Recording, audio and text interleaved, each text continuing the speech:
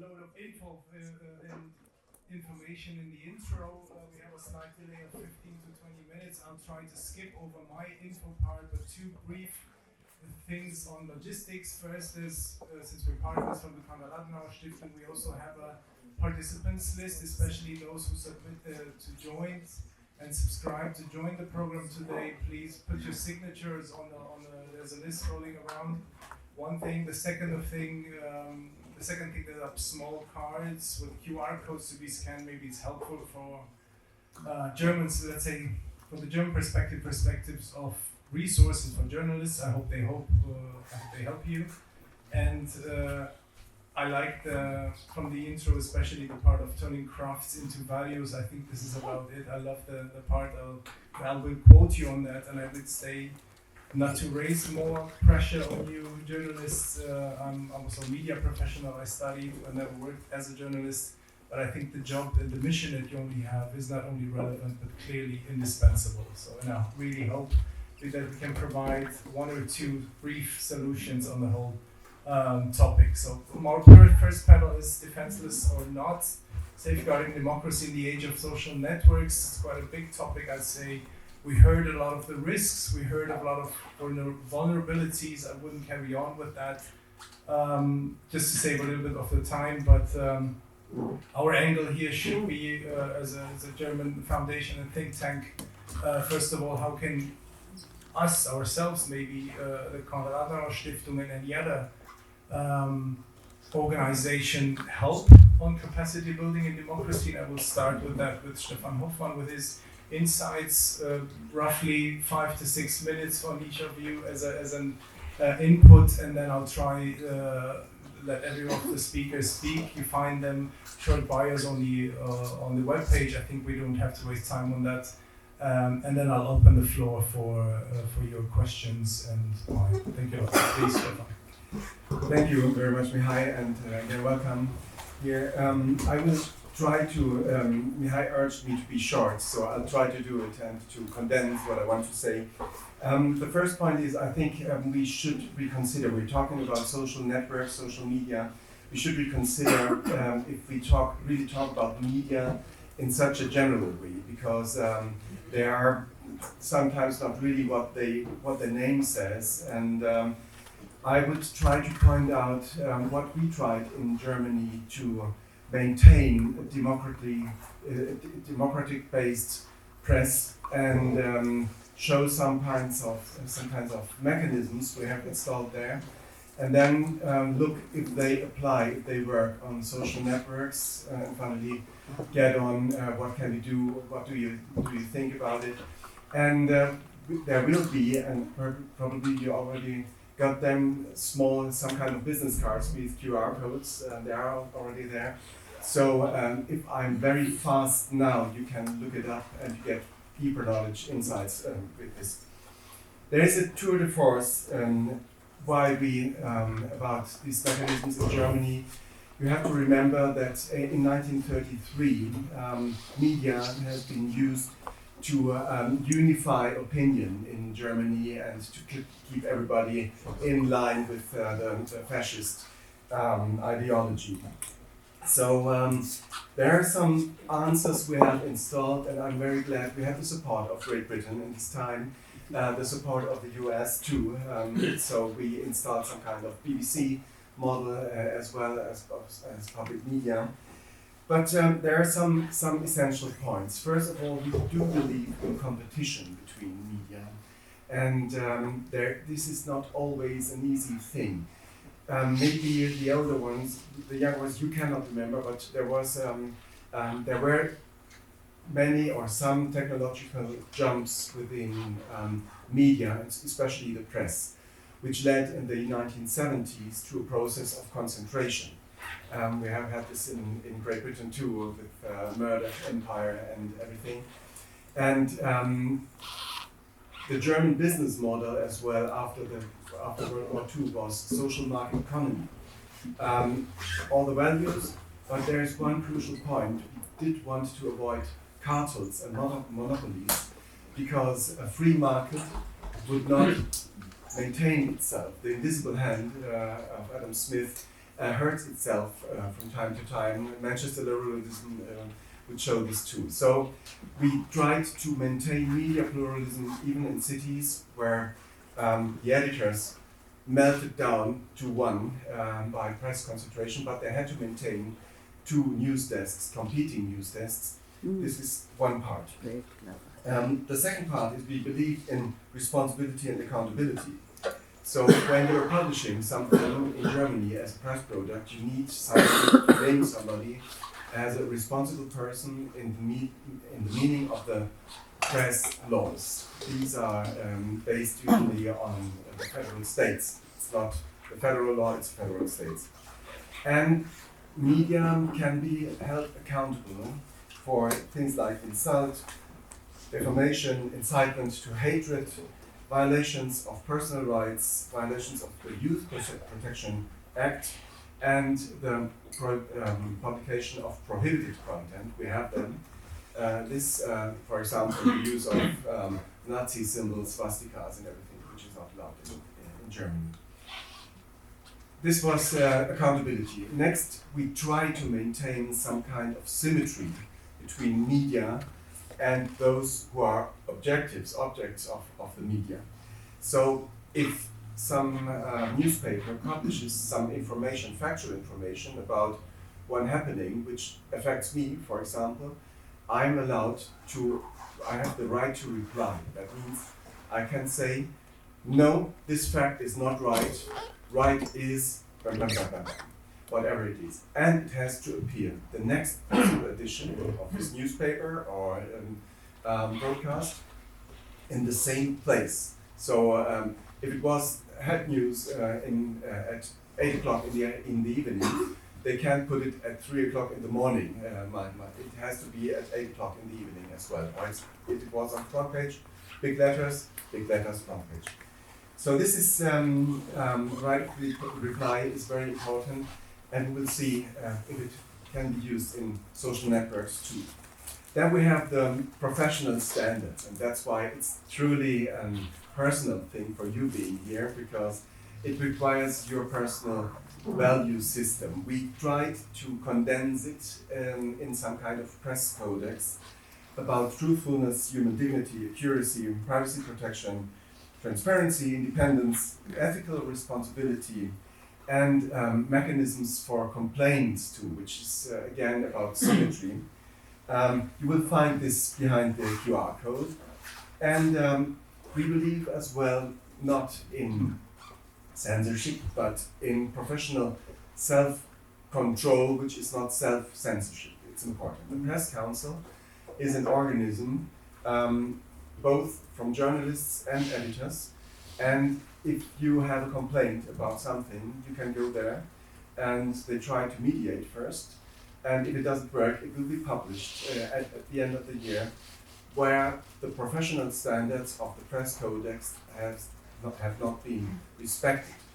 And it has no binding thing, there is no law behind, but it is, for a professional, it's deeply hurting when you're named there because you did not fulfill your standards, which is, I think, I like it very much. And all these mechanisms, I think they fail when it comes to social networks. We live, talking about monopolies, we live in an age of tech feudalism and de facto monopolies or oligopolies. Online, there is very little accountability. Suddenly, we truly know who wrote a post, and anonymity is weaponized by bots too. Then, as journalists, you might have learned you are the gatekeepers. You control which information passes through and which not. And so you're personally accountable for doing so. Now, we have algorithms as the new gatekeepers of information. And this is a very strange thing because nobody knows exactly, is there a phone number of this algorithm that gives me the news? It is not. So we also see that these algorithms are manipulated by those who are the owners of the companies. If you're on X, sometimes you will see that posts vanish and others are pushed. So the next question is talking about social networks. Can you defend yourself? Can you, if there's a post which violates your rights, is there a way of effectively countering this? I don't think so. We have the word of netiquette while dealing on social networks, but we know as well they do not work really. And there is a next point. When it leads, it leads. We learned about the press. And it's even worse with algorithms because the more outrageous a message, the better the algorithm likes it usually. It works with our amygdala too. This is a difficult thing for Democrats because only the bad messages they are processed with a priority. So it's difficult to give good messages to counter it. But there we have attention economics at its worst. And the last point, which is very difficult, you might try to create addicted readers, even by good headlines, but the way how social networks work, they really create some kind of, or they can create some kind of addiction. And this is some kind of unfair competition. I said I will have to be short. I will finish with a provocation. I think we have shoved a Trojan horse upon our yard. It looked nice at the beginning, and it looked like a nice horse for democracy because everybody could participate. But it's changing, and we have to look who is inside, who is behind, and maybe we have to nail some trapdoors too. I think social media are not really media. There is a part of media on social media, but it's not social media as a whole. So what is it about you as the young participants, and what can we do as journalists about it? The first, we should observe and monitor carefully what's happening in there, especially you mentioned the elections of 2024. It was a strong point. So keeping our antennas still upright. We should think about developing countermeasures on a personal and on an institutional level. We have to close these trapdoors on anonymity on the web. I think this is important. And what we have to do is to strengthen pluralism in the press. That means as well two things. First of all, I think we should pay for content because it gets better. And second, it's necessary to have some kind of public service. It's not to appease you, Roland, but I'm convinced that public service and especially in the BBC model of public law is a great thing to have on all levels, radio, television, and social networks too. So when you write, you young journalists, be prudent, stick to your values, and think twice when you're trying to clickbait. Do not trust mainstreams and listen to your gut feelings. Watch closely what happens on social networks. Have a glance at the German press codex. I liked it very much when I was being trained as a journalist. The other thing, I talked about this yesterday night, keep up or build up a network, a professional network of journalists, because it's always good to have friends. When you're alone, it's more difficult to live as a journalist. So thank you very much. I'm looking forward to these discussions, and please don't beat me up. I try to be as short. We'll talk about it on our way home. Thanks a lot, Stefan. I'll stay a little bit in the angle of talking about friends and trust in the whole infrastructure of German media. And we have with us Anna Engelke. Hello, Anna. Good morning. Sorry for waking you up early in the Saturday, and sorry for keeping you waiting. I'll stay a little bit on the story of public broadcasters in Germany.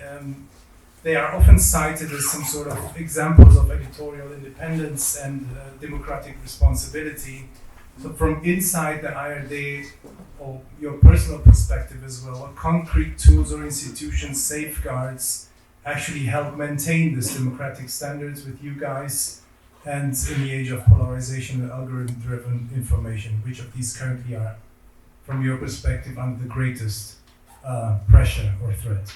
Thank you. Well, thank you. Good morning. Hi, good morning, everybody. Thanks for having me. Good morning from very great Berlin.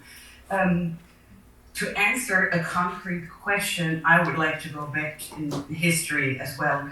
Stefan already mentioned that, in the 30s, Hitler, Nazi Germany, you had propaganda, you had media in one hand, in the hand of Adolf Hitler and Goebbels way back when. And so after the Second World War in 1945, the Allied forces, the Western Allied forces decided, okay, when we give media back to Germany, we need to have some safeguards. And Stefan, you already mentioned it. It's like the ARD, that is the network I'm working for, a public broadcaster, is kind of formed like the BBC, or we like to say we're kind of formed like the BBC way back when. So we're a public broadcaster. We started out with radio, then of course television, online, social media, you name it. And the thing that the Allied forces decided on was funding. Stefan mentioned it's not bad to pay for your content. People in Germany have to pay for our content. So we are lucky in that regard because you have to pay a mandatory fee in Germany, not to me personally, but to our system. We're a three-branch system. It's ARD, ZDF, and Deutschlandfunk, which is like a national broadcaster radio station. So people have to pay about 18 euros a month. And it's not a tax. And that I think is important. So it is not the government that decides how much money we get. We have a different system that is collecting this money and then giving it to the three branches, ARD being one of them. So that's where we're coming from. The idea of the founders of ARD was, how can we make not history repeat itself, so that you have one person who can influence the media. And I can tell you, ARD is like an umbrella. Those three letters is like an umbrella, and we are 9 different broadcasting stations. And I can tell you, within ARD, there are some people who wish they had the ability to decide what all the 9 different ARD branches can do or should do, but it's not happening. So it is difficult, and difficult in terms of influencing, but that was the main part about it, not to become a propaganda tool again, like in Nazi Germany. So that's where we're coming from. It's been a while, Second World War is really past history. And I would say, from my point of view, I've been around within this system middle of the 90s. I started working for the North German broadcasting system, which is part of this ARD umbrella I told you about. And I would say pretty much, middle of the 90s up to 2013, we were able to do our job. Of course, politicians weren't really satisfied with our reporting, but in general, it was pretty good. And then in 2013, you might remember Russia annexed Crimea. We reported on that. Russia sent into the Donbass, into eastern Ukraine. And with that, Russia started really a huge disinformation campaign. And we didn't really know how to deal with it, because to us it was the first. It was the first that people would not trust our reporters anymore. Our reporters from Moscow who were reporting on the annexation. And you had all this kind of disinformation. Is it really an annexation? Doesn't the Crimea belong to Russia anyways? All this, you know how disinformation works.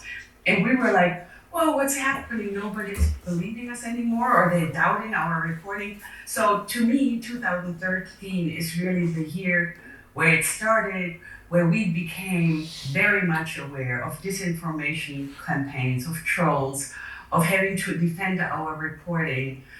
And I would say that it has made us better journalists because every time when your credibility is challenged, you need to be very, very exact.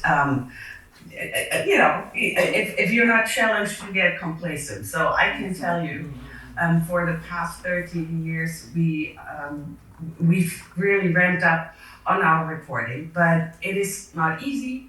Like everywhere else in the world, we have a right-wing populist party becoming more and more powerful. It's called AFD, not ARD, my system, AFD. And AFD does not like us. They want to get rid of us. And so we have to see how that is going. I can tell you that they are trying to frame us as Lügenpresse, meaning that, Mihai, how would you say that? Liar press, liar media, lying. Yeah, exactly. So that's what they're trying to frame us, and in parts it has worked. In parts, you have people here in Germany that are paying for us because they have to pay for us this fee, but who don't trust us and who don't believe in us anyways, and who don't listen to us, who don't watch us.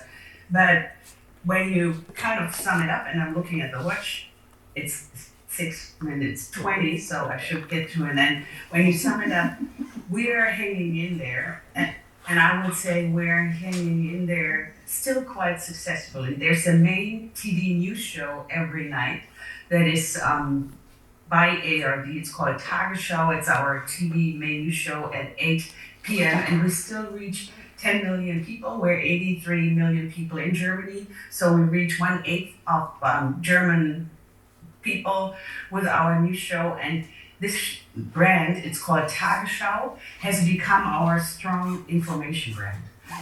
And we are trying, in the sphere of the internet, we are trying to see that our brand, the Tagesschau brand, the ARD brand, that this is a source, and when people kind of see Tagesschau, when they see ARD, that they know they're journalists thoroughly working for this brand and that they can trust ARD and Tagesschau. And I would just leave it at that. And I'm happy to ask any questions and especially listen to Robert Schwarz and Oana Renes. Cool. Thanks a lot, Anna. Thank you. Sorry if I was too harsh on the timing. I love that I have some credibility and some weight when I especially spit it out. Thanks a lot for taking that into consideration. Please stay with us, and to everybody else in the room, if you have questions, please note them down, jot them down. I'll leave the esteemed gentleman and lady and still in the panel to their initial statements and then open up for questions. Thank you very much. I'll go over to Robert Schwarz since we were still in the public media, public broadcasting. We'll take the step from Germany back to Romania, even though you were quite familiar with both worlds. Maybe you can mention a little bit what the role of the public radio currently is after you, what was it, 4 months beginning of Radio Romania? And where do you see the radio and the public broadcasters regaining trust? Because in Romania, I think, I wouldn't say that TVR or Radio Romania are at the same level as Tagesschau in credibility. So, well, thank you. I was part of that Lügenpresse for 30 years, working for Deutsche Welle. 20 years I was the head of the Romanian language department in Cologne and in Berlin. Thank you so much for having me on this panel. I'm very honored and very glad to be here. And let me start on a personal note. I met young Rațiu 36 years ago in Bucharest. He had returned from exile to help rebuild democracy in Romania. And we met in the first provisional parliament, CPUN. I was representing the German minority there, working as a teacher at the German high school. And then I left Romania for Germany, and now I'm back. I'm back home. As I like to say, I was born in Hermannstadt, Sibiu, and I worked in Bucharest. I feel being at home in Cologne, in Berlin, in Sibiu, in Bucharest, and I'm glad to be here in Turda. I met actually Nicolae Rațiu too in Bucharest with the foundation Friends for Friends in the Independent Journalism Prize Superscrie, where I've been for the last 9 years a member of the jury, and it's a very good experience for a part of the public media, for the Lügenpresse, to meet independent journalists in Romania. So let me start with something we all know. The media environment we are living today is not only fast, it is fragmented and it's very crowded. And in this context, the question is no longer whether public media is relevant. I think the question is how it chooses to stay relevant. And it's a harder question, I can tell you. Romanian public radio, I'm working now for 4 months, still has something that some commercial media has lost. It's the reputation for credibility. But credibility is not permanent. And it has to be earned again and again through journalism that has to be accurate, has to be balanced, and has to be independent. So this matters especially now when fake news, disinformation, manipulation, propaganda spread quickly, and people are not always sure what to trust. The Romanian Broadcasting Society, Societatea Română de Radiodifuziune, has a national network of 4 nationwide radio programs: Radio România Actualități, Radio România Cultural, Radio România Muzical, and Antena Satelor, a program for the rural regions of Romania. And the 5th one is online for the young generation, Radio 3net, Florian Pitiș, named after a famous actor and the director of this program, a very good friend of mine, who passed away. We have quite a dozen of regional stations all over Romania, and we have decades of archive. And this is a strong foundation. But let me be honest, we do not always use it like we should. In some places, our local coverage is not quite good enough, I think. And we have editorial independence, of course, protected by law, but I think we can do more. And what we are missing there in the field of public radio in Romania is investigative journalism. And I'm trying to rebuild now a team for investigative journalism, because without the investigations of independent journalists, we are losing relevance. I'm sure of that. And on social media, I try to be direct too. These platforms have changed a lot. The way people consume information, they are fast, sometimes faster as everybody. Sometimes they set the agenda and they put pressure on journalists. We cannot ignore them, we should not ignore them, but we also cannot simply follow their logic, because their logic is to build for engagement, not for public service journalism. And if we start producing content mainly to perform well on social platforms, I think we become a worse copy of what is already out there. And we lose the only thing we have, trust. And 4 months ago, I started this new experience, saying that we have 3 main issues we are trying to work in kind of a triangle frame: innovation, transparency, and trust. So, when we speak about social media, the right approach is to use these platforms for what they are good at, reaching people for the first time. And so we try with a short clip or with a short, well-made post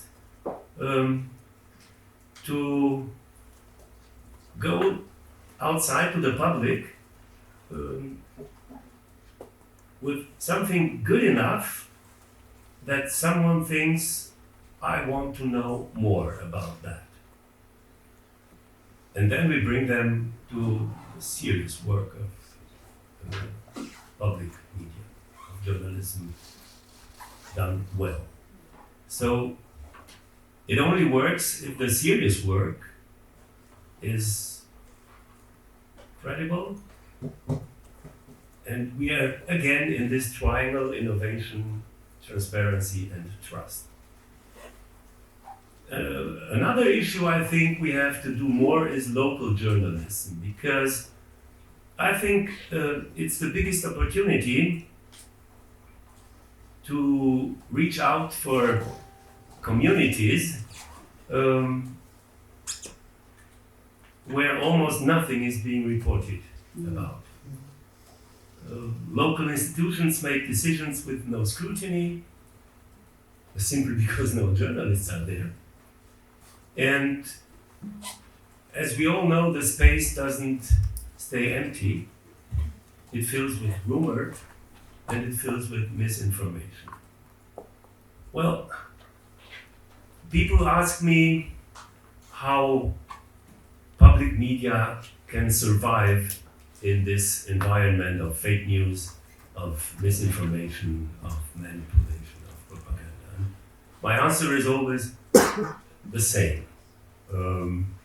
Resilience is not a political decision. It is a culture. We build it day by day, or we lose it. So we have to be there every time. We have to explain what is fake, and we have to help our people, our public, in that very difficult process of debunking, offering credible fact-checking. And that's why we started, not only because of that, but it's very important. We started on March the 2nd with a nationwide campaign. You can find it under the hashtag StaySigurPenet, Stay Safe Online. We have spots all over our radio stations, but we have also debates with experts, with victims of fake news, of the very dangerous challenges on platforms like TikTok and others. And we are organizing debates in schools and universities.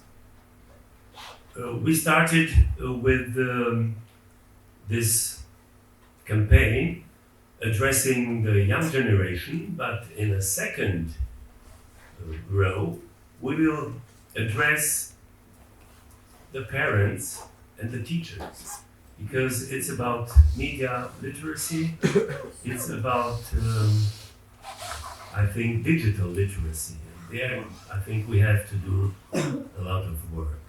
So, in this loud and very fast media landscape, what public radio can offer is reliability, depth, I think a real sense of public responsibility in becoming more valuable, not less. And thank you, Anna Engelke.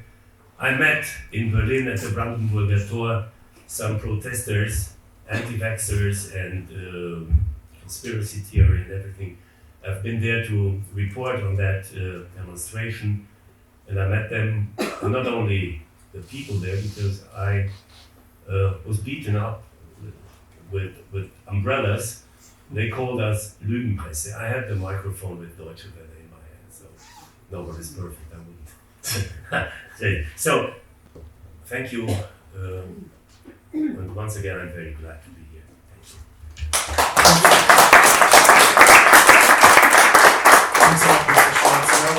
Last but not least, argue that since everybody needs to be involved, and I think we need to get everybody on board. It's not just the media, it's not just the think tanks.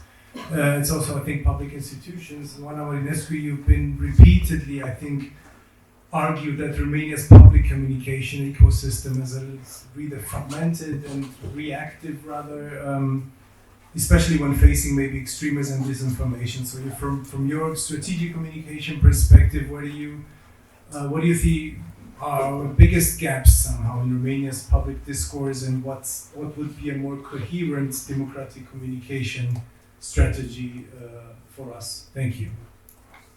Thank you very much for the question. Thank you very much for the invitation to be part of this panel. The answer to this question actually should be really complex, but I try to simplify things.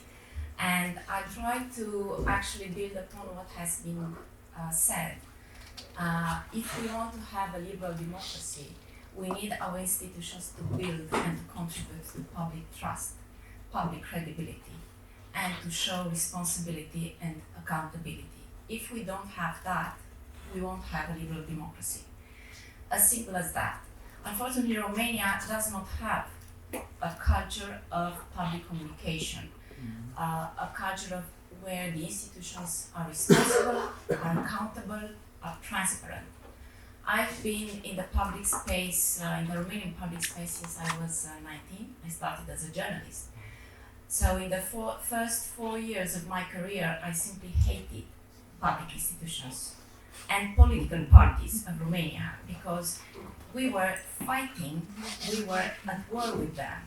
And if I left the media, which was my first passion, was because I realized one day that there is a high risk that I could not be a free journalist any longer. And I said, okay, if I could be free, I should change my job. So I switched to the British Embassy. I didn't want to do communication at that time because I was hating institutions and communication. But this is where I ended up. I'm doing communication. Probably it's my destiny, I don't know. But what I have decided is in my career to stay loyal to my values. So if I wanted to be a free journalist, I wanted to work with free media when I was government spokesperson, with free media when I was General Director of the Ministry of Foreign Affairs, and I was coordinating the public diplomacy and the public communication of the ministry. And even now as a consultant, I do the same thing. I do think that if we don't have free media, we don't have a liberal democracy. So we cannot be free, none of us. Having said that, I also want to make another clarification because, I've noticed that, especially with the present government, the phrase strategic communication has started to be used very often. Mm-hmm. And I do believe that it is often misused from a liberal perspective definition. So I'm always situated from this position. I'm speaking on behalf of liberal democracy.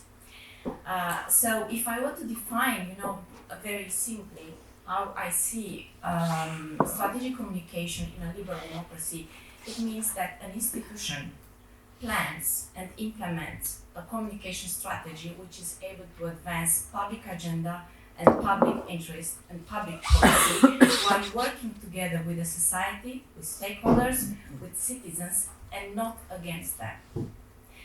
Unfortunately, in Romania, what you see is that politicians, when they come to power, they consider that the institutions belong to them. So communication is very personalized. It's about him or her, the minister, the mayor, the president, the prime minister. It's not about the public and actually the legal responsibilities of the institutions. You know, there is a whole legal package behind the institution, and they are forced by them, they are compelled to work and to deliver specific public services which come along with public messaging, public information. And this part, I mean, when I say public, it means they belong to the citizens. And the media is actually the intermediate between citizens and the institutions. The moment when a politician hijacks an institution, what you see is that, first of all, even if a journalist asks for public information or the institution tries to promote a certain policy, the information that is put out or the messages that are put out are, let's say, bottlenecked or even controlled or even censored if they can harm the image of the politician. Unfortunately, we don't have the skills and the democratic culture in our institutions and in our political parties and at the level of our politicians that we are able to plan ahead how the activity of an institution is carried out and how we build a communication so that at the same time we fulfill this commitment and this obligation that institutions have in terms of public accountability and protect and promote the image of the politician and of the institutions. We need to strike the right balance. This is how a democracy works. It's not about, sacrifice. You cannot sacrifice the image of a politician per se, because if you do it, she loses the credibility and they become a target for the opposition. And from there you have crisis management, which it's not okay for an institution. But you need to strike the right balance. You need to do both things at the same time.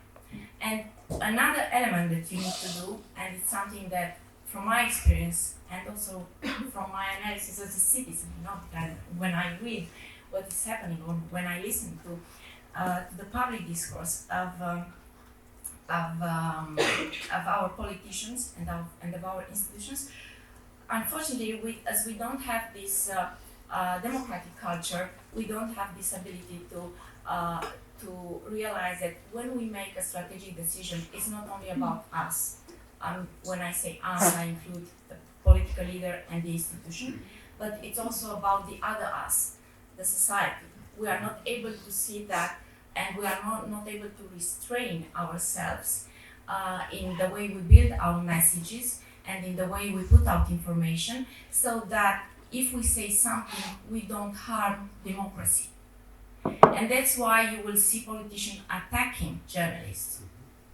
When you attack a journalist, you attack democracy.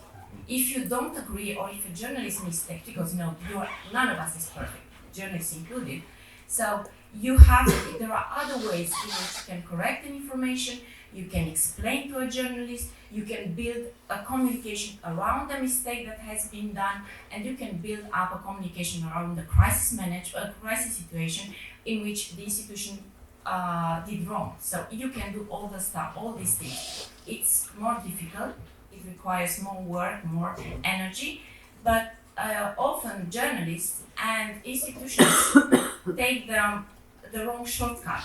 They prefer to blame the journalists and the media. And I would like to refer to a frame which was named here, because it's very painful, when you hear this extremist discourse which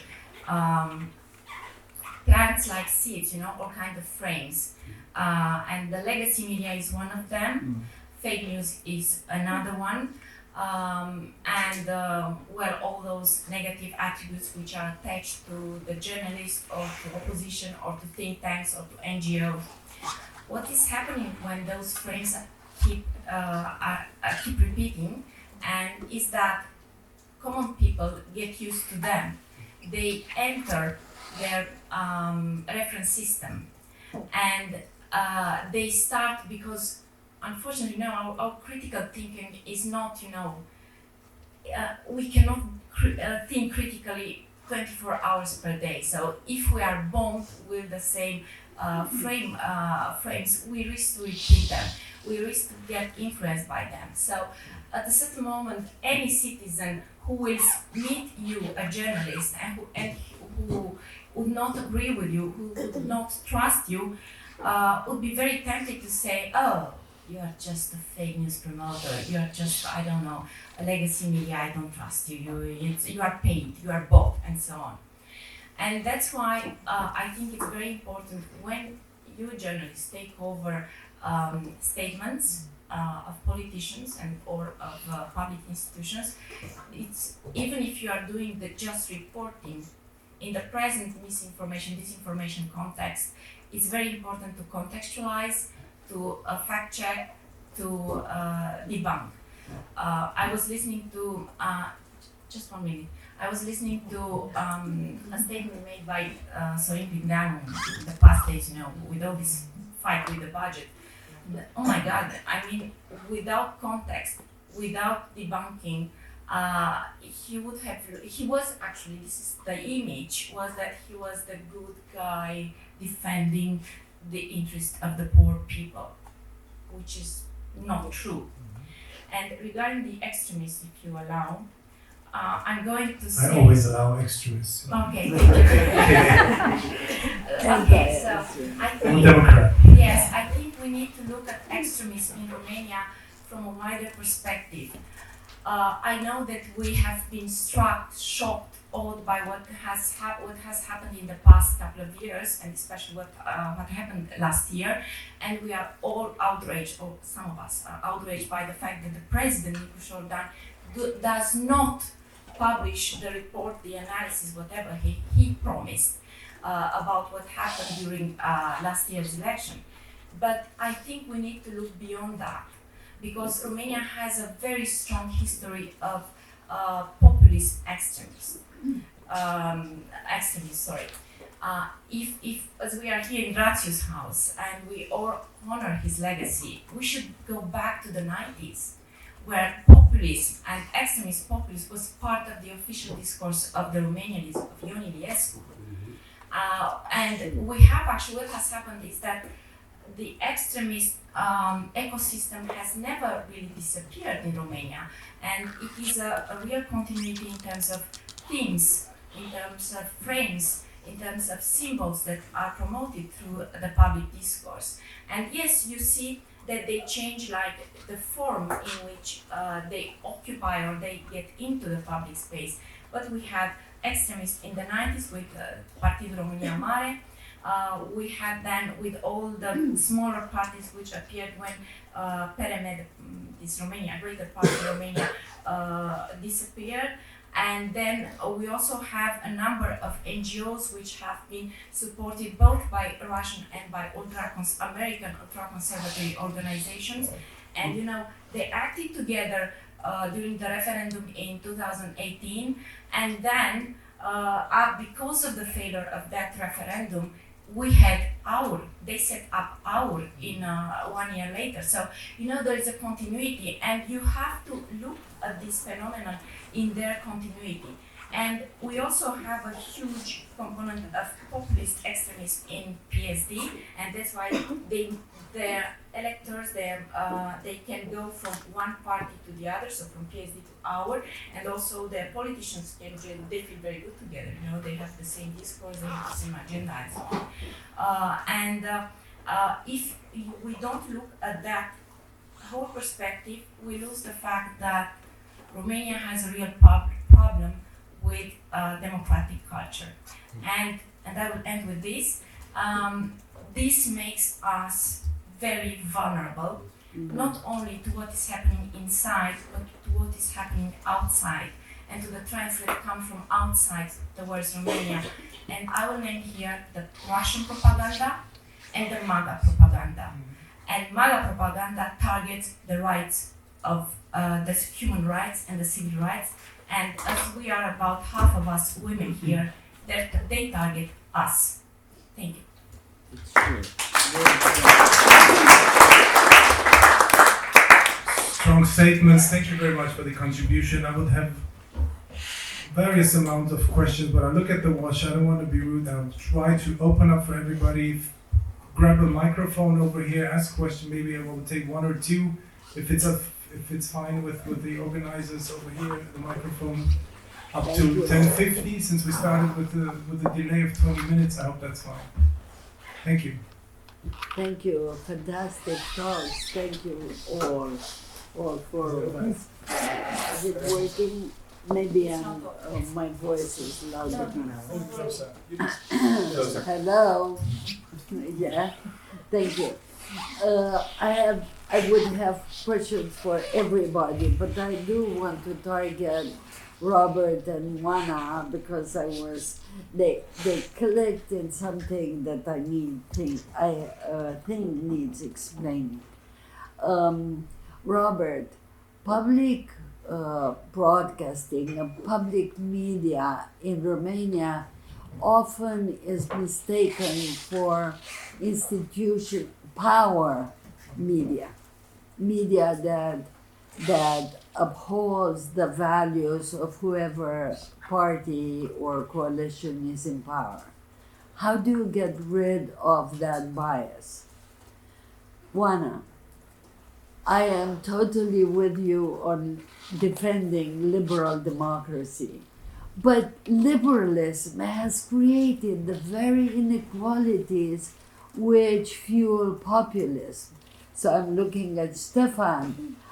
I'd be more cautious about, of course I don't want to throw the baby with the bathwater, but I think Christian democracy is perhaps nowadays a safer alternative to liberal democracy in that it is more caring to not widen inequalities. Thank you.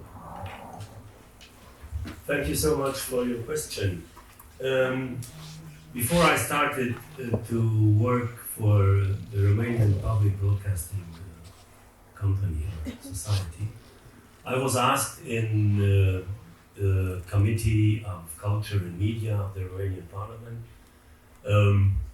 if I had a political command because USR and Vlad Voiculescu and Dominic Fritz just nominated me, and the question came from the right part of the opposition, and I said there is no sign of political influence, and I had no sign of political influence at Deutsche Welle either, and I will not accept any sign of political influence here in Bucharest. And if there is the first small sign, I'll be transparent and go to the press and talk about that.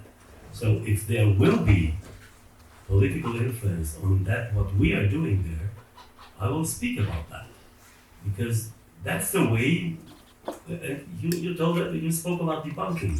That's the way we can create transparency and we can create credibility we need to do our work as journalists for the public service. So I know it's very difficult.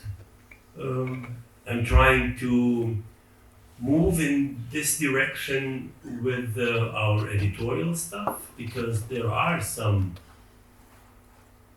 times, some questions, oh, should we say that like that or should we?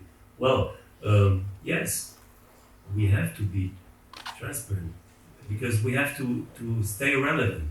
We lose relevance, and if we lose relevance, we can leave. So that's my point of view about this issue. It's very important, it's difficult, but that's why I'm taking this job very seriously. Thank you. If I may just a brief comment on that, I think most of the time as a media observer, passionate one, I think we mostly rather have a problem of self-censorship rather than political influence coming from above. and telling people what to write or comment upon. So. Thank you, Sandra, very much for the question. It allows me to clarify a distinction with which I work, and that's a conceptual distinction. And I do a PhD in illiberalism and Europeanization, actually the Europeanization. So the way I use concepts is the following. On the one hand, you have liberal democracy as a regime, which allows rule of law, freedom of speech, and basically freedom and human rights, human freedoms and rights, and also a mechanism of checks and balances. Within this system, you may have all kinds of ideological orientation as part of the political freedom. So you may have Christian democracy, you may have social democracy. Of course, it's within this system that we also have extremism going up. And the question is how you manage this extremism and how you try to prevent the attack of extremism against liberal democracy. And what is happening now in Romania, in Romania we are used to that, but in America, it's like, you watch a Hollywood movie about how the oldest democracy maybe in the world, is falling down. And it's like, we are like Netflix or Hollywood, whatever you prefer.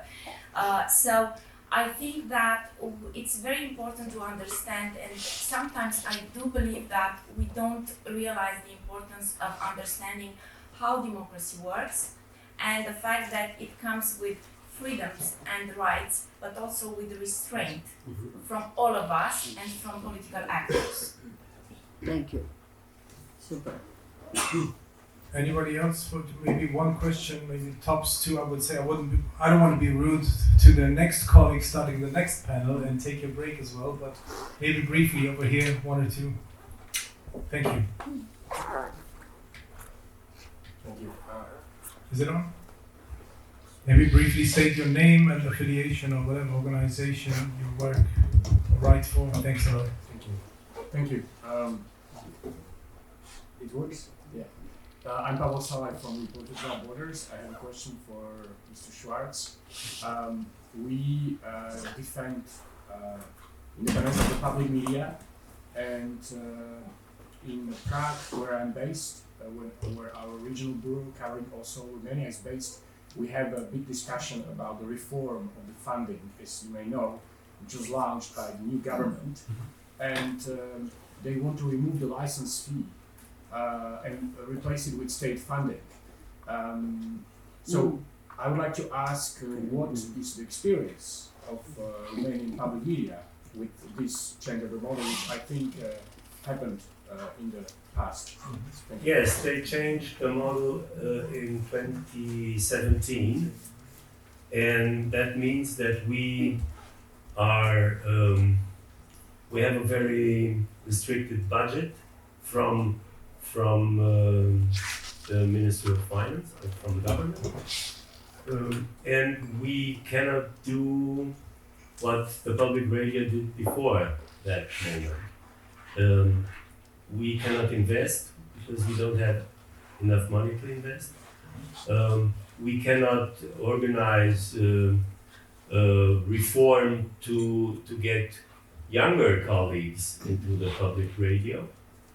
And there is a discussion now inside our public radio how to convince the parliament and the government to go back to the model of the tax. I mean, if we compare how much money there is in Germany, Anna Engelke spoke about 18 euro per month and 1848, I think. And there is a discussion to go up to 1884. You have to imagine, if we had 4 euro a month, we were on the safe side, because we would have enough money to invest. We would have enough money to create new programs, to have a younger team of investigative journalists. So we are talking about if you can convince colleagues in Prague, stay away from that model. It's not the right model for a public broadcaster. I think Anna wanted to make a comment. Please go ahead. Yeah, it's just clarification. It's 18 euros plus per household, not per person. So it's not 80 million, 83 million Germans paying 18 euros each. It's per household. And just to add in that, it's why I made this distinction. I think it's much better to have a fee that is not a tax, so that government cannot, does not have any influence on how the money is spent on your media outlet. It's always not a good idea to have it in the hand of governments, if I may say that. Thank you. One final question, I would say, and then we will finish. Thank you. John Forescu, I'm a producer. I worked 20 years in the United States, in Washington, Los Angeles, and 10 years in Romania. I think we're somewhat missing the boat on a very important point. What's going on in worldwide media, which has an effect in England and elsewhere, is the technical tech companies control and are about to enter into the largest deal of $110 billion. That affects CBS, it affects all kinds of networks, all kinds of television stations. PBS, which is the American network, public network, which I produced for, ostensibly disappeared in 2 years. So the dynamic you have actually is corporate statism, enormous power residing in tech companies that are about to decide the shape of American media and also, to a large extent, international media. And the second thing, you have authoritarianism in Washington that is very much complicit with the tech companies. To some extent, they're looking after each other. So you have a dangerous combination of things that are driven by money, and they affect all the issues we're talking about. Balance, fairness, public television, almost every aspect of the conversation is actually affected, I think, by that dynamic that's occurring right now. Leave aside the fact that broadcast television in the United States is going way down compared to streamers, and also because cable television is on the lifeline right now, almost going away. So I think that's something to reflect on, and also I think it affects some of the other conferences today, but I think that's a huge dynamic that's overlooked. Right. One of the names that comes into mind is Europa Libre, Radio Free Europe, which was being cut from financing if I so. Right, I would close here. Thanks a lot for the contributions. Thanks a lot for being with us. Anna, Juana Marinescu, Stefan Hoffmann, Robert Schwarz will still be here, not Anna, but thanks a lot. Goodbye to Berlin. Thanks for your contribution. And I'm pretty sure any other questions that you would have, we still have a lot of panels to go to. So, and please don't forget to sign our list of participants. Thank you.